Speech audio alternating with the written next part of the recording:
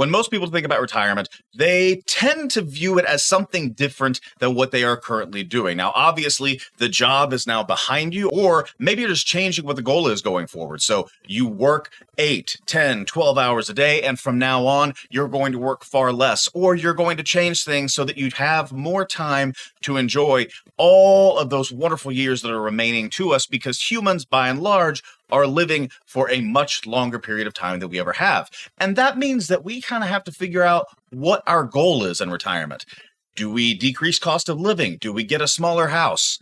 Again, everything ends up changing. And a lot of times you've got a plan for it. My degree is actually in personal financial planning from the University of Missouri. And ever since then, it has been important to me to plan not just for right now, but for right now, knowing that there is a goal in the future of changing what we're doing. And as most of you know that follow this channel, we are actually going to be moving to a place like the one behind us in this beautiful green screen environment, and that is Merida, Mexico. And I talk about that a lot. But this isn't just about Merida. This is more of a call to action for you moving to Mexico as an option in retirement. Now, more than likely, we're going to be doing it more as snowbirds than anything else, living 6, 7, 8, 9 months there, coming back for summertime here at our lake home, and then going back to Merida to enjoy the rest of the year. And I've talked about this a lot on my videos, but let's just make the argument now. Let's roll the intro.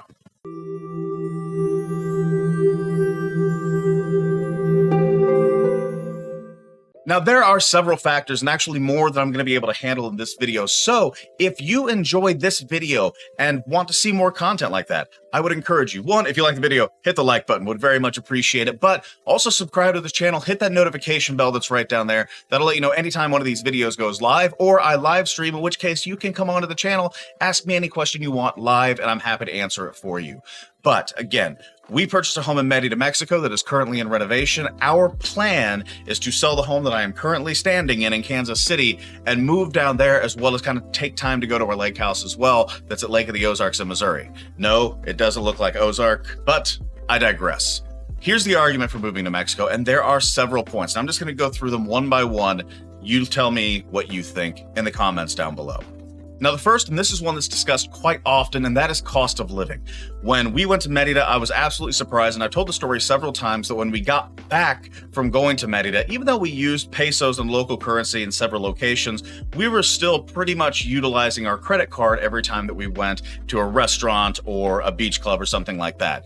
The first time we went was for 4 weeks. When we got back, my wife actually called me into her office that's upstairs and said, "Guess how much we spent?" Told me the amount, and I couldn't believe it. And I said, "Well, what did we spend on the other credit card?" And she said, "No, that's total. That's the entire amount." And it was about a third of what is just on one credit card normally. Now, that's not saying that we spend a ton of money every month or anything like that. It was just that going to restaurants, going to cantinas, going to the grocery store, it was all significantly cheaper. The cost of living on most items, I'd say about 90-95% of items, is significantly less than it is in, say, even Kansas City, which is considered a pretty easy market to get along in. So if you're one of those people that really needs to cut their cost of living in retirement, I would absolutely consider moving to Mexico, because in a city like Merida, as opposed to a Cancun or even a Puerto Vallarta, some of the other more expat-heavy cities, you will see a significant decrease in your cost of living, not just by food, but by rent and other things. Also, things like appliances, luxury goods, those stay about the same.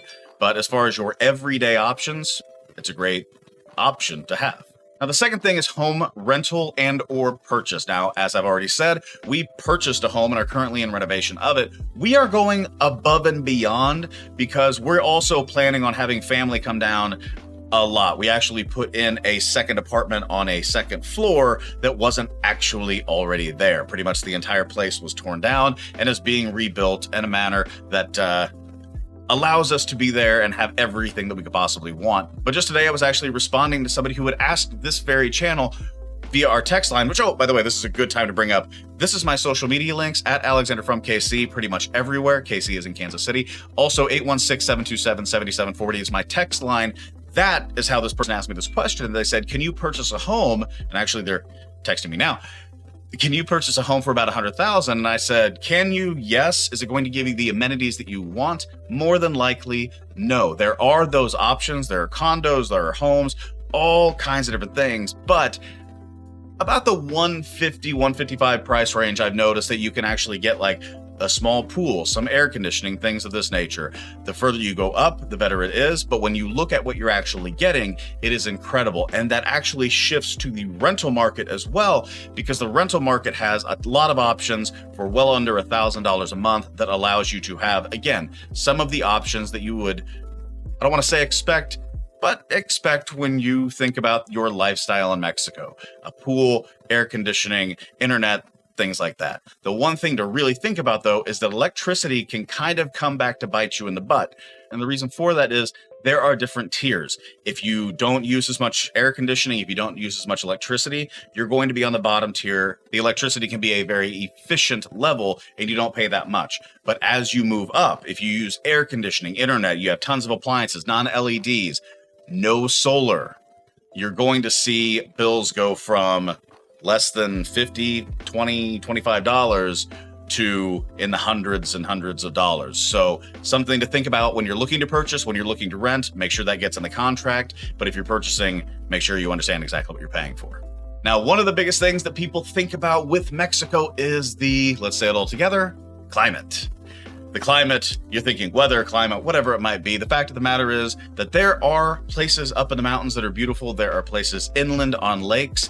Where we are in Merida is known as just being hotter than the sun, but that works for us, especially when outside it is 32 degrees Fahrenheit in Kansas City, and in Mexico it is about 85 degrees Fahrenheit, and that's around Christmas in December. So climate is a fantastic reason to move to Mexico, and there are plenty of options. When you think about Puerto Vallarta on the Pacific side, Cancun, San Miguel de Allende, Oaxaca, and of course, Merida and the beach areas like Progreso and things like that.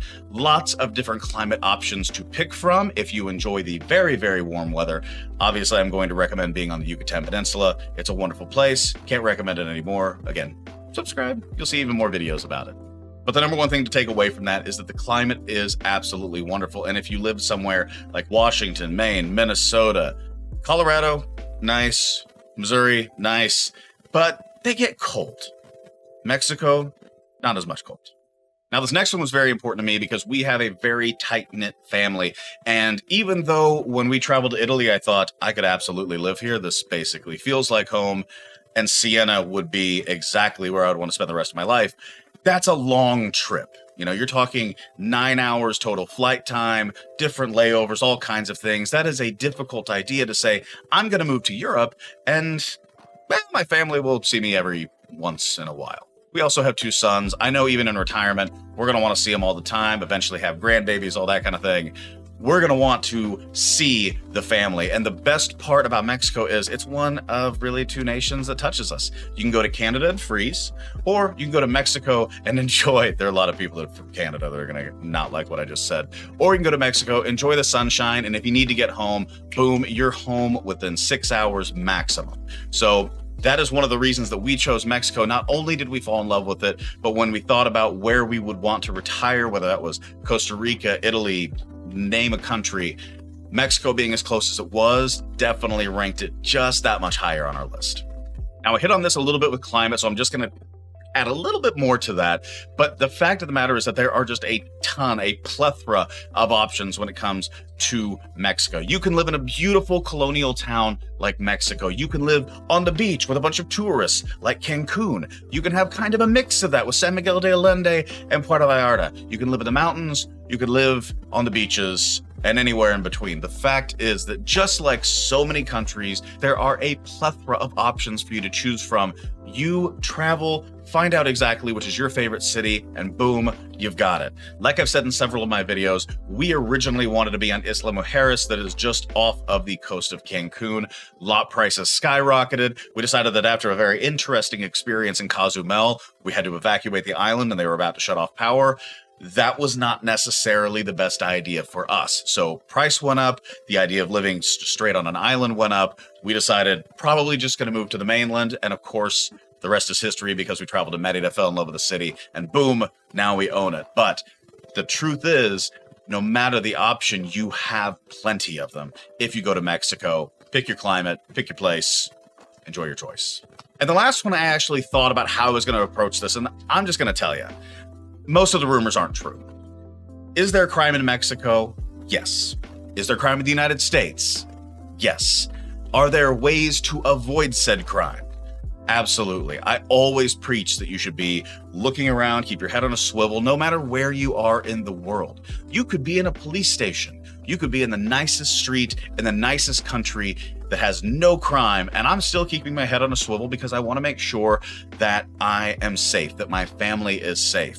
But when we hear about Mexico, a lot of times there's this very negative directive where it's Mexico's dangerous. Merida is the second safest city in North America outside of Quebec City. And again, Canada's cold, and I'm going to frustrate a lot of my Canadian audience, which is about a quarter of the channel. I still love you guys, but it's cold. But Merida being the second safest city in Mexico just shows what I'm talking about. There are plenty of safe, beautiful cities in this wonderful, wonderful country. And while there are areas that the United States Department of Foreign Affairs says you should probably avoid, keep in mind that's not the whole country. Keep your head on a swivel. Always think about what you and your family are doing. Stay safe. But some of the things that you hear just aren't true when it comes to crime.